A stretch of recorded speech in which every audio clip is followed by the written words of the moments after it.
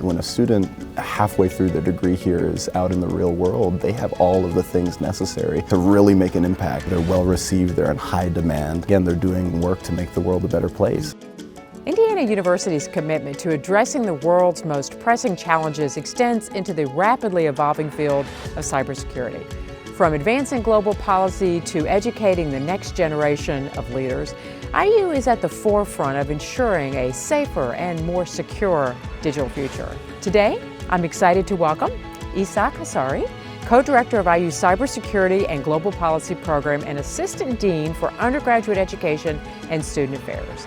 An IU Bloomington alum, Isak has contributed to groundbreaking initiatives, including co-authoring national AI strategies, advising governments worldwide, and founding a successful AI-focused startup.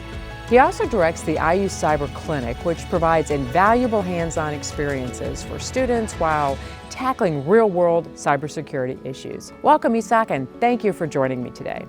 Cybersecurity, as we know, has become a cornerstone of national and global policy. It's talked about everywhere all the time, as you know. And so my question to you is, how is Indiana University preparing students and researchers to tackle the extraordinarily complex challenges in this field? Yeah, excellent. I mean, the thing that makes IU's education in cybersecurity different is that we view cybersecurity not just through the lens of a technical problem, but really as a governance problem, right? Where we envision a world that is more secure, that's more trusting, that, you know, as you think about right now, we live in a time when everything from our gym shorts to our refrigerators can connect to each other, and but our students, beyond just learning about the multidisciplinary facets of cybersecurity, where we approach it as a governance issue, are also doing service. I think to study cybersecurity at IU, and like why you would study here other than somewhere else, is that IU means service to me. And so all of our students are getting hands-on experience, they're working in the community, they're really doing that third pillar of our 2030 plan, which is making sure that their education means more than just this knowledge that stays between their ears, but actually goes out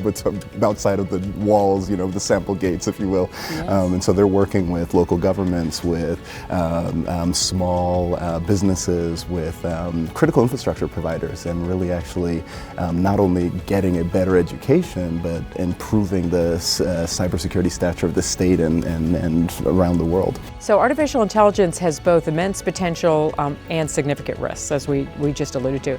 How can universities, and great universities like IU, play a pivotal role in utilizing AI in a way that aligns with societal values and goals? Right, and so, I mean, just a really great example of this that we've talked a lot about at IU is when we first started having generative AI. For a lot of places, the question was, oh, you know, how do we keep students from using this because they're going to cheat, or they're going to, you know. Our question was different. It's how do we change our assessments to make sure that our students are learning to use these new tools, right? That it actually fits into the, you know, the way that they're. And the big surprise is they were already using them. Well, that's exactly right. That's exactly right. And because they're smart kids. That's exactly right. I think that's one small example, but I think to answer the question in a broader way, you know, the fundamental question is what does it mean to be a human in the AI age, and how do we make sure that AI is actually serving us rather than the other way around, right? And that's what makes the technology distinct, is that, you know, aside from its strong socio-technical, you know, issue that we spoke about earlier, it's like, it in many cases is designed to act upon the user, which is distinct, right? You know, than a lot of other technologies. And so, yeah, I mean, we have a lot of work to do in this space, but so much potential. I mean, as an old healthcare researcher, I am so excited about the applications we're going to see in healthcare, even just diagnostics, right? Just amazing. I mean, and you think about, I mean, the ability to extend services to people in rural places, the ability to speed up, generally create more efficiencies, the ability to make us more human. I mean, in reality, give us more time to do the things that make us distinctly human, right? Isak, your work in cybersecurity and global policy reflects the vital role IU plays in addressing today's critical challenges. Thank you for your incredible contributions and for leading the way toward a safer, more inclusive digital future.